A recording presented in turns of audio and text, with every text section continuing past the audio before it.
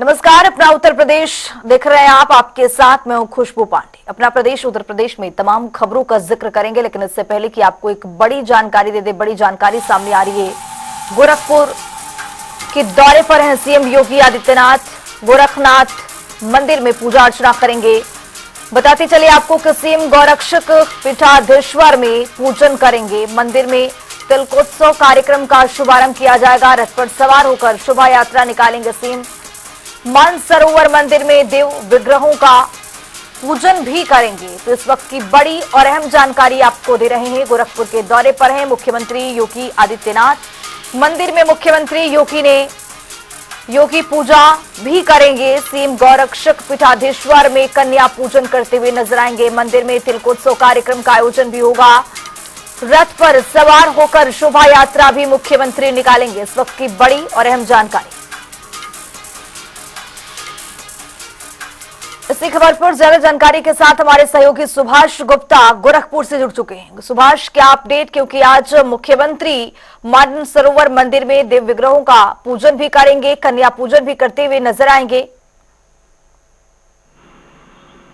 जी बिल्कुल खुशबू, मैं बता दूं कि आज माँ दुर्गा की जो है 9वें स्वरूप सिद्धिदात्री माँ का बकायदे मुख्यमंत्री योगी आदित्यनाथ यानी कि गोरक्ष पीठाधीश्वर, आपको बता दें कि ये जो 4 दिन के दौरे पे हैं, इसमें वो बकायदे अब जो है गोरक्ष पीठाधीश्वर के रूप में नजर आते हैं सीएम योगी आदित्यनाथ। क्योंकि परंपरा रही है गोरखनाथ मंदिर की जो पीठ पे बैठता है वही गोरक्ष पीठाधीश्वर होता है और मुख्यमंत्री योगी आदित्यनाथ इसका निर्वहन करते चले आ रहे हैं।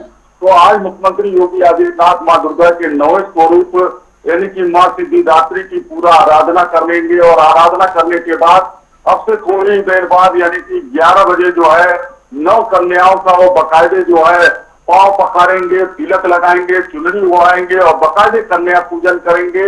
और आपको बताते चले कि ये वर्षों की परंपरा रही है। आज पूरे देश में जो है कन्या पूजन हो रहा है 9वीं में। इसी कड़ी के साथ मुख्यमंत्री योगी आदित्यनाथ यानी कि गोरक्ष पीठाधीश्वर भी आज 9 कन्याओं का बकायदे जो है पांव पखारेंगे। पांव पखारने के बाद जो है तिलक लगाएंगे, उनको चुनरी ओढ़ाएंगे और साथ में ही आपको बता दें कि वो बकायदे जो है दक्षिणा भी देते हैं। तो उस परंपरा का निर्वहन करेंगे और अब से थोड़ी देर बाद 11 बजे यह कार्यक्रम होगा और मुख्यमंत्री योगी आदित्यनाथ बकायदे जो है इस कार्यक्रम के बाद बटुक की भी जो है पूजा करेंगे। जी सुभाष, कल तिलकोत्सव करते हुए मुख्यमंत्री नजर आएंगे। ये किस तरह का कार्यक्रम है और इसमें मुख्यमंत्री शिरकत करने वाले हैं, क्या अपडेट?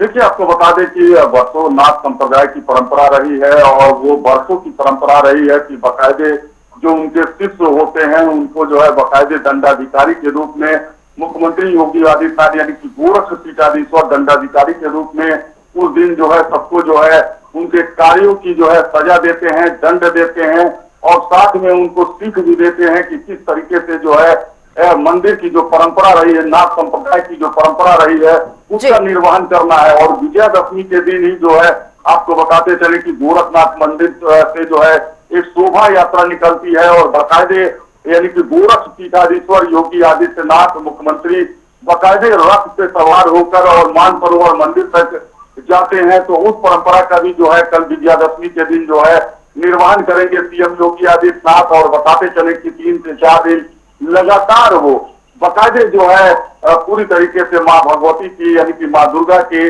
9 रूपों को लेकर जो है भक्ति में लीन है और ये परंपरा जो है कल तक चलने वाली है। सुभाष, नवरात्रि का समय चल रहा है, दशहरे का कल दिन है। इस दौरान तो मुख्यमंत्री अक्सर पूजा अर्चना करते नजर आते हैं, लेकिन क्या जब गोरखपुर में मौजूद हैं तो वहां पर फरियादियों का शिकायत भी सुनते हुए नजर आएंगे? देखिए, आपको बता दें कि जब नवमी होता है, दशमी होता है तो सभी लोग जो है पूजा पाठ में होते हैं, सभी घरों में पूजा पाठ होता है। ऐसे में जो है कोई भी जो है अपनी समस्याओं को वेट करता है कि अगली बार जब सीएम आएंगे तो अगली बार जो है हमारी समस्या को सुन लेंगे, क्योंकि जो है बकायदे वो पूजा में लीन रहते हैं और हर व्यक्ति जो है माँ दुर्गा की आराधना में लगा रहता है। तो इसलिए जो है आपको बताते चले कि वो जो जनता दर्शन कार्यक्रम है वो जनता दर्शन कार्यक्रम आज भी नहीं हुआ है और कल भी नहीं होगा। जी। बहुत शुक्रिया सुभाष तमाम जानकारी साझा करने के लिए। तो आपको बताते चले कि गोरखपुर के दौरे पर हैं मुख्यमंत्री योगी आदित्यनाथ। कल मंदिर में तिलकोत्सव कार्यक्रम होगा, जिसको लेकर रथ यात्रा निकाली जाएगी। इस रथ यात्रा या कह लें कि शोभा यात्रा में मुख्यमंत्री खुद शामिल होंगे। मानसरोवर मंदिर में भी पूजा अर्चना करते हुए नजर आएंगे।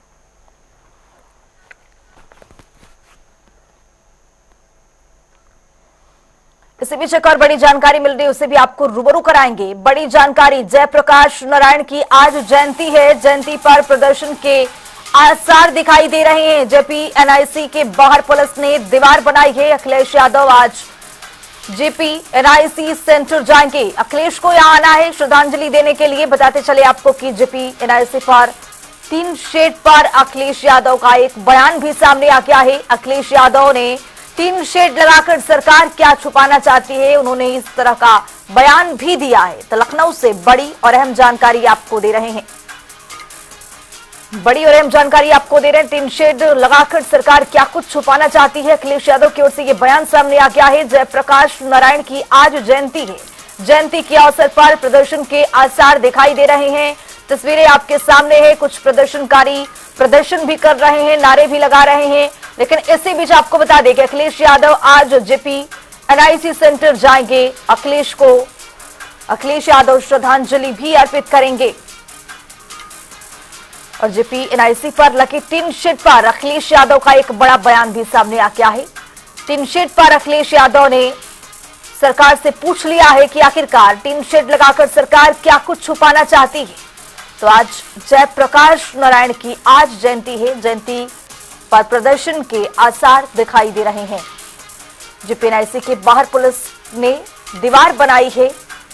तो आज अखिलेश यादव जाएंगे जेपी एनआईसी सेंटर। अखिलेश को वहां पर जाकर के श्रद्धांजलि अर्पित करना है। श्रद्धांजलि अर्पित करते हुए आज सपा प्रमुख अखिलेश यादव नजर आएंगे।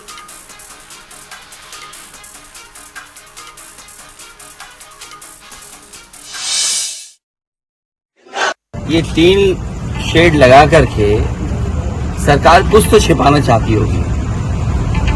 टीन शेड आखिरकार क्यों? किसी महापुरुष का सम्मान क्यों नहीं करने दे रहे? अगर किसी की जयंती पर, और वो भी समाजवादी महान नेता जयप्रकाश नारायण जी की जयंती पर, और ये कोई पहली बार नहीं हो रहा है।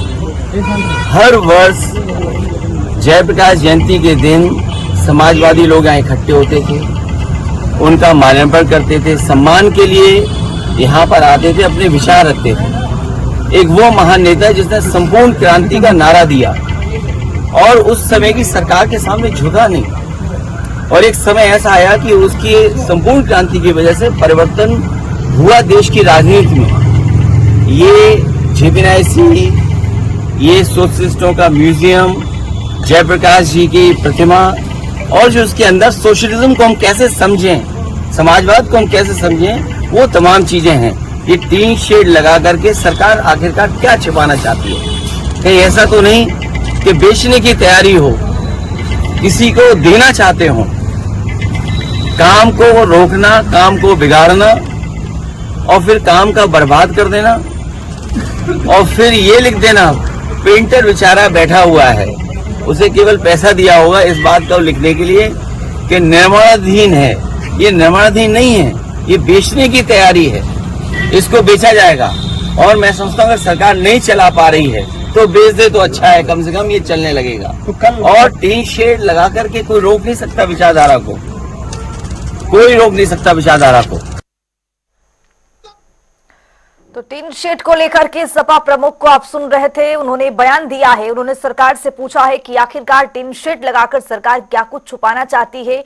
तो अखिलेश यादव का ये बयान है। तो आपको बताते चले कि जयप्रकाश नारायण की जयंती को लेकर एक बार फिर से यहां पर सियासत शुरू हो गया है। सपा प्रमुख अखिलेश यादव ने सरकार पर कई बड़े हमले बोल दिए हैं। उन्होंने सरकार से पूछा है कि टीन शेड जो लगाया गया है वो आखिरकार इसको यहां पर क्यों लगाया गया है, और इसको लगाकर सरकार किस तरह के संदेश देना चाहती है, क्या कुछ छुपाना चाहती है। तो आपको बता दें कि जयप्रकाश नारायण की आज जयंती है। जयंती के मौके पर प्रदर्शन के आसार दिखाई दे रहे हैं।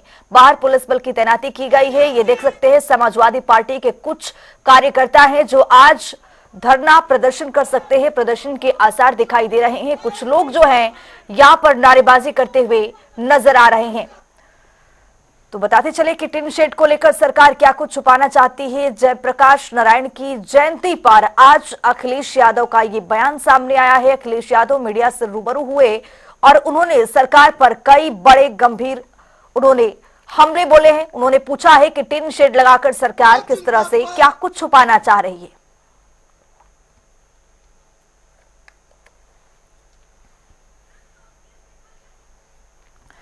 इसी खबर पर ज्यादा जानकारी के साथ हमारे सहयोगी लखनऊ से तौकीर किदवई जुड़ चुके हैं। तौकीर, एक बार फिर से जयप्रकाश के जयंती पर यहां पर एक बार फिर से सियासत शुरू हो गई है। अखिलेश यादव की ओर से पूछा जा रहा है कि टिन शेड जो लगाया गया है, सरकार क्या कुछ संदेश देना चाहती है और क्या कुछ छुपाना चाहती है। देखिए, पिछले साल भी ऐसा ही हुआ था जब अखिलेश यादव जयप्रकाश नारायण की जयंती पर JPNIC सेंटर जाना चाहते थे। उसके पहले ही वहां पर टीम के जो गेट थे वो लगा दिए गए थे। गेट के ऊपर टीनें जड़ दी गई थी। अखिलेश यादव के जो समर्थक थे उन्होंने टीम से हटाई। फिर अखिलेश यादव वो गेट फाड़ कर गए थे। तो काफी चर्चे का विषय भी बना था कि जो महापुरुष है उनको श्रद्धांजलि देने के लिए गेटों को फाड़ना पड़ता है, पुलिस उन्हें रोकती है। फिलहाल ये एक साल बाद फिर आज एक नजारा वैसी देखने को मिला जब रात में वहां पर टीन शेड लगाए जा रहे थे और अखिलेश यादव इस बात की जानकारी हुई, सीधा गोमती नगर पहुंचे थे और उस इलाके में जहां पर JPNIC बना हुआ है और वहां जाकर उन्होंने वहां पर कहा कि आखिर ऐसा क्यों किया जा रहा है, क्यों सुबह की तैयारी की जा रही है कि उनको रोका जाए। आज शहर का ये हाल है कि कम से कम 7 से 8 ऐसे बैरिकेडिंग पॉइंट बनाए गए हैं जहां पर रोका गया है समाजवादी पार्टी के जो कार्यकर्ता है उनको, और जो अखिलेश यादव का घर है उसके दोनों तरफ बैरिकेडिंग कर दी गई है और किसी भी आने जाने वाले आदमी को रोका गया, यानी कि आम जनमानस के लिए सड़कों को पूरी तरह से रोक दिया गया है। अब हम पहुंच चुके हैं एकदम अखिलेश यादव के घर के पास। गाड़ियां उनकी रेडी हो गई है, काफिला रेडी है और अखिलेश यादव किसी भी समय निकल सकते हैं अपने घर से। और जो उनके कार्यकर्ता है, जो समर्थक है, उनके घर के बाहर इकट्ठा हो गए हैं। हम अभी कोशिश भी करेंगे कि आपको तस्वीरों में भी दिखाएं कि आखिर यहाँ पर तैयारियां किस तरह चल रही है अखिलेश यादव की। और अखिलेश यादव ने कल भी वादा किया था कि हम जाएंगे और जरूर जाएंगे वहां पर, क्योंकि जिस तरह से पिछली बार हुआ वैसे ही हालात इस साल भी नजर आ रहे हैं। भारी हुजूम कार्यकर्ताओं का आ चुका है और अखिलेश यादव जी तौकीर, आपसे जानना चाहेंगे कि आखिरकार वहां पर टीन शेड क्यों लगा है और इसको लेकर इतना बयान किस तरह से निकल करके सामने आ रहा है और बवाल किस तरह से यहाँ पर होने लगा है। आखिरकार टीन शेड का मतलब क्या है वहां पर? देखिए, जो आंदोलन है, JP आंदोलन, उसके नाम एक ऐसा आंदोलन जिससे कई ऐसे नेता थे जो निकले थे। जयप्रकाश नारायण उत्तर प्रदेश की राजनीति में बहुत बड़ा नाम थे और आज उनकी जयंती है। पिछली बार भी हमने जब देखा कि उनको रोका गया अखिलेश यादव से, तो वो किस तरह से उन्होंने कई बैरिकेडिंग पार की है, भारी फोर्स वहां पर लगाई गई थी। आज भी बिल्कुल हालात वैसे ही हैं। अब तस्वीरें अगर आपको दिख रही हो तो मैं कोशिश करूंगा कैमरामैन से जो जगहें आपको दिखाए कि जहां पर भारी हुजूम कार्यकर्ताओं का आ चुका है, बड़ी तादाद है यहाँ पर कार्यकर्ताओं की। और सबसे बड़ी बात यह है कि अखिलेश यादव का काफिला भी रेडी हो चुका है। उनकी गाड़ियां जो फ्लीट की हैं वो लग चुकी है आवाज के बाहर, यानी कि बहुत समय नहीं बचा है और अखिलेश यादव अपने घर से निकलने वाले हैं कुछ देर में। और उनके कार्यकर्ताओं की एक बड़ी तादाद वो यहाँ पर नजर आ रही है, क्योंकि जिस तरह से अखिलेश यादव ने कल ऐलान किया कि वो जाएंगे वहां पर माल्यार्पण करेंगे, इसको लेकर जो कार्यकर्ताओं में जो जोश था वो आज सुबह से देखने को मिल रहा है। आप तस्वीर अगर आपको दिख रही हो वहां पर जो हमारे कैमरे का मिल रहा हो तो आप देखेंगे कि यहाँ पर जो कार्यकर्ता है जमीनों पर बैठ गए हैं, बैरिकेडिंग पर चल गए हैं और धीरे धीरे संख्या है वो बढ़ रही है। जी तौकीर, आपसे जानना चाहेंगे कि जिस तरह से यहाँ पर कार्यकर्ताओं का प्रदर्शन देखा जा रहा है, भारी जनसंख्या यहाँ पर देखी जा रही है, हुजूम भी बहुत तगड़ा है, लेकिन क्या इस संदेश जनता के बीच में क्या कुछ जाएगा? क्योंकि एक टिन शेड को लेकर एक बड़ी सियासत यहाँ पर देखने को मिल रही है। 10 विधानसभा के उपचुनाव भी है तौकीर।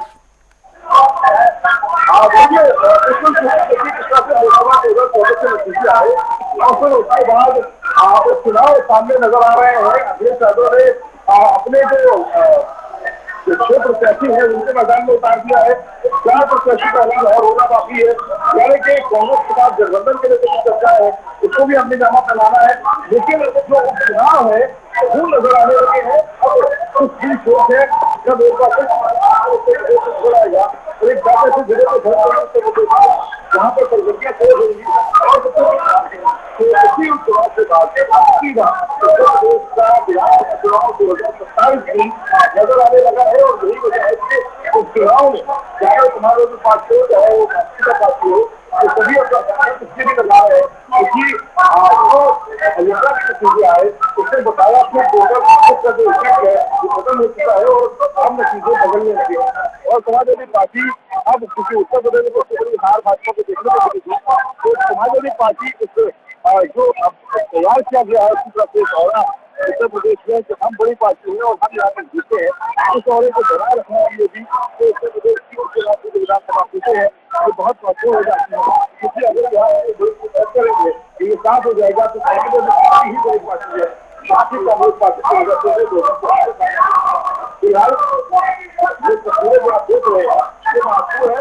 और इसलिए भी क्योंकि कल ने ऐलान किया और आज एक बड़ी तादाद यहाँ पर कार्यकर्ताओं की पहुंची है और ये माना जा रहा है कि अभी एक बड़ी तादाद और इससे जुड़ेगी क्योंकि जो कार्यकर्ता है उनको जगह जगह रोका जा रहा है लेकिन वे अलग अलग रास्ते अपनाते ज्यादा जिला अध्यक्ष आपको दिख रहे होंगे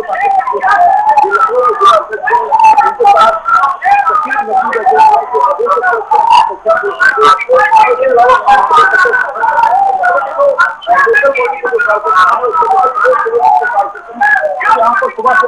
बिल्कुल फकीर, बहुत शुक्रिया आपका तमाम जानकारी साझा करने के लिए। तो तस्वीरें बेहद महत्वपूर्ण है अपने आप में कि लगातार जिस तरह से सपा प्रमुख का बयान आना उसके बाद से इस तरह की तैयारी हो जाना, सड़कों पर देख सकते हैं कि जो सपा कार्यकर्ता है वो नजर आ रहे हैं प्रदर्शन के लिए। पूरी तरह से जो तैयारी है वो हो चुकी है। टीन शेड को लेकर पूरा जो बवाल है वो मचा हुआ है। जयप्रकाश नारायण की आज जयंती है, जयंती के मौके पर टीन शेड को लेकर समाजवादी पार्टी के प्रमुख नेता अखिलेश यादव ने बड़ा बयान दिया है। उसके बाद तस्वीरों के जरिए आप समझ सकते हैं कि ये किस तरह से यहां पर प्रदर्शन करने के लिए पूरी तैयारी सपा की ओर से की गई है। तो ये लखनऊ से आपको तस्वीर हम दिखा रहे हैं। यहां पर श्रद्धांजलि देने के लिए आज जाने वाले थे अखिलेश यादव और आपको बताते चले कि पूरी तरह से प्रदर्शन की जो तैयारी है वो देखने को मिल रही है।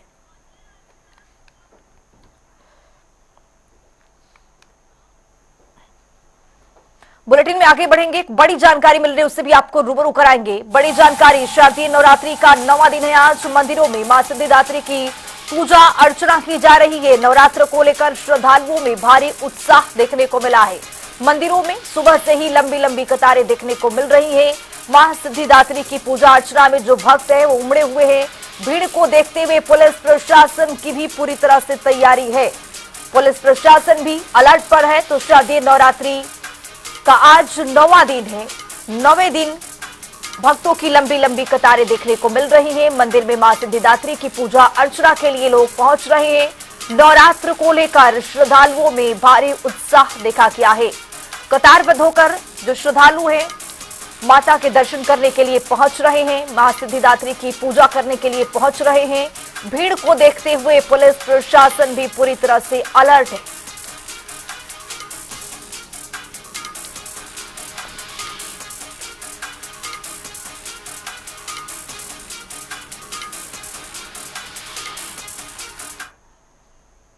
बुलेटिन में आगे बढ़ेंगे। रतन टाटा अब हमारे बीच नहीं रहे। भारत के दिग्गज और मशहूर अरबपति रतन टाटा ने दुनिया को अलविदा कह दिया है। 86 साल के रतन टाटा ने बुधवार देर रात मुंबई के अस्पताल में आखिरी सांस ली है।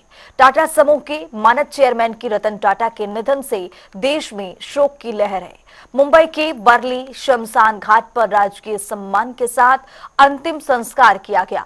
इससे पहले पार्थिव शरीर नरीमन पॉइंट के national centre for performing arts में अंतिम दर्शन के लिए रखा गया था।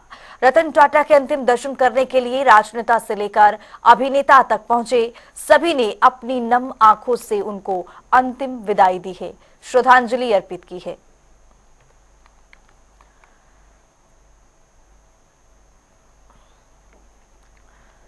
तो देश ने एक अनमोल रतन को खोया है। बताते चले आपको कि उनकी अगर बात करें उपलब्धियां तो उसको गिनवाई नहीं जा सकती है। अनगिनत उपलब्धियां रतन टाटा के नाम हैं। 1991 में ऑटो और स्टील के कारोबार से जुड़े। 1996 में टाटा टेली सर्विस की स्थापना की। 2004 की बात करें तो टीसीएस को मार्केट में लिस्ट कराया। जन्म उनकी 28 दिसंबर 1937 को हुआ था। अगर निधन की बात करें तो 9 अक्टूबर 2024 का उनका निधन हो गया है। बताते चले आपको कि 1991 में ऑटो और स्टील के कारोबार से वो जुड़े, एक बड़ा नाम कमाया उसमें। 1996 में टाटा टेली सर्विस से जुड़ करके कई लोगों को उन्होंने अपने उद्योग जगत में कई लोगों को नौकरी पेशे से जोड़ने का उन्होंने काम किया। तो ब्रीच कैंडी अस्पताल में उन्होंने अंतिम सांस ली है। देख सकते हैं कि किस तरह से जो नम आंखों से लोग हैं विदाई देते हुए नजर आ रहे हैं।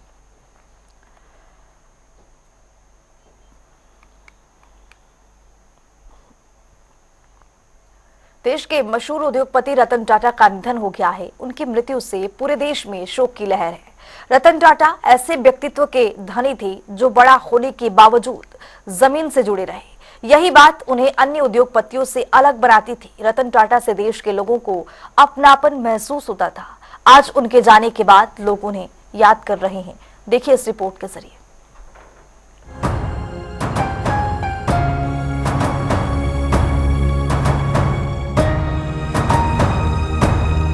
My dream for the future of India is to see India grow, continue to grow and become an economic power, to be a country of equal opportunity for all Indians.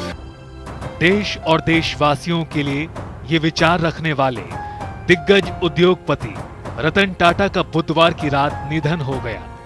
वो 86 साल के थे और उम्र से संबंधित बीमारियों से ग्रसित थे। उनके निधन से पूरे देश में शोक की लहर है। राजनीति, सिनेमा, खेल जगत, उद्योग, हर क्षेत्र के दिग्गजों ने उन्हें याद करते हुए श्रद्धांजलि अर्पित की है। प्रत्येक भारतीय के दिल में आदर सत्कार के साथ बसे रतन टाटा हमेशा जमीन से जुड़े रहे। देश के लिए लगातार कुछ बेहतर करने के लिए काम करते रहे। बता दें कि 28 दिसंबर 1937 को नवल और सुनू टाटा के घर जन्मे रतन टाटा ग्रुप के फाउंडर जमशेद टाटा के परपोते थे। 1991 में उन्हें टाटा ग्रुप का चेयरमैन बनाया गया। टाटा समूह के रतन टाटा के नेतृत्व ने भारत के कॉरपोरेट जगत को नया आकार दिया। टाटा की पूरी दुनिया में मौजूदगी को महत्वपूर्ण रूप से बढ़ाया। 1991 से 2012 तक उनके मार्गदर्शन में टाटा समूह एक स्थानीय उद्यम से एक वैश्विक शक्ति के रूप में विकसित हुआ। इसने भारत की आर्थिक वृद्धि में भी योगदान दिया और लाखों लोगों को रोजगार दिया। बिजनेस से परे परोपकार, शिक्षा और नैतिक शासन के प्रति टाटा की प्रतिबद्धता ने उन्हें भारत में एक सम्मानित व्यक्ति बना दिया। एक नजर उनके जीवन पर। 1937 सुनू और नवल टाटा के घर उनका जन्म हुआ। 1955 17 साल की उम्र में कॉर्नेल यूनिवर्सिटी न्यूयॉर्क गए। 1962 बतौर असिस्टेंट टाटा इंडस्ट्रीज ज्वाइन की। 1970 कुछ समय के लिए टीसीएस ज्वाइन की। 1974 में डायरेक्टर के तौर पर टाटा सन्स ज्वाइन किया। 1981 में टाटा इंडस्ट्रीज के चेयरमैन बने। 1986 से 1989 तक एयर इंडिया के चेयरमैन के तौर पर काम किया। 1991 में टाटा ग्रुप के चेयरमैन बने। 2008 में सस्ती कार टाटा नैनो लॉन्च की। 2012 में टाटा सन्स का अध्यक्ष पद छोड़ा। 2024 9 अक्टूबर को 86 साल की उम्र में उन्होंने आखिरी सांस ली। रतन टाटा ने टाटा ग्रुप में करीब 50 साल सेवाएं दी। रतन टाटा ग्रुप की परोपकारी शाखा टाटा ट्रस्ट में गहराई से शामिल थे। टाटा ग्रुप की आम, शिक्षा, स्वास्थ्य सेवाएं और ग्रामीण विकास जैसे सेक्टर्स में काम करती हैं। अपने पूरे करियर के दौरान रतन टाटा ने यह तय किया कि टाटा सन्स के डिविडेंड का 60 से 65% चैरिटेबल कॉज के लिए इस्तेमाल हो। रतन टाटा ने कोविड-19 महामारी से लड़ने के लिए 500 करोड़ रुपए दान दिया था। यही व्यक्तित्व रतन टाटा को सच्चा देशभक्त बनाता था। और उनके नाम कई रिकॉर्ड दर्ज हुए। साल 2000 में भारत सरकार से उन्हें पद्म भूषण मिला। साल 2008 में भारत सरकार से उन्हें पद्म विभूषण से सम्मानित किया गया। साल 2008 में यूनिवर्सिटी ऑफ कैम्ब्रिज ने उन्हें ऑनरी डॉक्टर ऑफ लॉ से सम्मानित किया। साल 2008 में बॉम्बे आईआईटी से उन्हें गया। साल 2008 में ही सिंगापुर सरकार ने उन्हें ऑनररी सिटीजन अवार्ड से नवाजा। साल 2016 में फ्रांस की सरकार ने commander of the legion of the honour से सम्मानित किया। साल 2023 में किंग चार्ल्स III ने honorary officer of the order of Australia के अवार्ड से नवाजा। और साल 2023 में महाराष्ट्र सरकार ने उन्हें उद्योग रत्न से नवाजा। पद्म विभूषण रतन नवल टाटा दुनिया के सबसे प्रभावशाली उद्योगपतियों में से एक थे। फिर भी वो कभी अरबपतियों की सूची में नहीं आए। उन्होंने 30 से अधिक कंपनियों को नियंत्रित किया जो 6 महाद्वीपों के 100 से अधिक देशों से संचालित थी। फिर भी उन्होंने एक साधारण जीवन जिया। उनकी सादगी के सभी कायल थे। उनके निधन पर देश के दिग्गज नेताओं और बिजनेस घरानों ने शोक प्रकट किया है।